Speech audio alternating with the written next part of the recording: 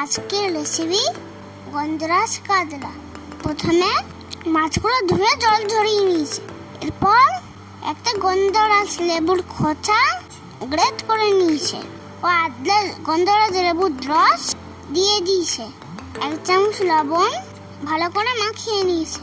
এরপর একটি মিক্সির জারে পেঁয়াজ, রসুন, আদা, কাঁচা লঙ্কা ও কাজু দিয়ে একটা পেস্ট তৈরি করে নিয়েছি। কড়াইতে সাদা তেল দিয়ে মাছগুলো এক এক করে ভেজে তুলে নিয়েছি।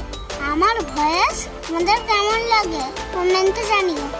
ওই তেলে ওটা গরম মশলা, চামচ জিরে ভালো করে মিশিয়ে নিয়ে এটা রাখা মশলাটা দিয়ে দিস। হালকা করে কষে নিয়ে চামচ জিরে গুঁড়ো ও লবণ দিয়ে কিছুক্ষণ কষিয়ে নিই।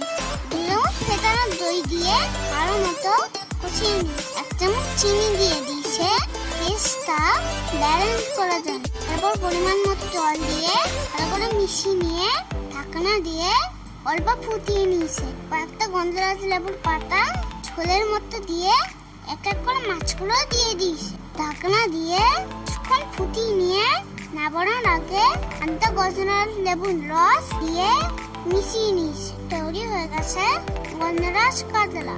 তোটা যদি ভালো লাগে প্লিজ একটা লাইক ও সাবস্ক্রাইব করে দিও।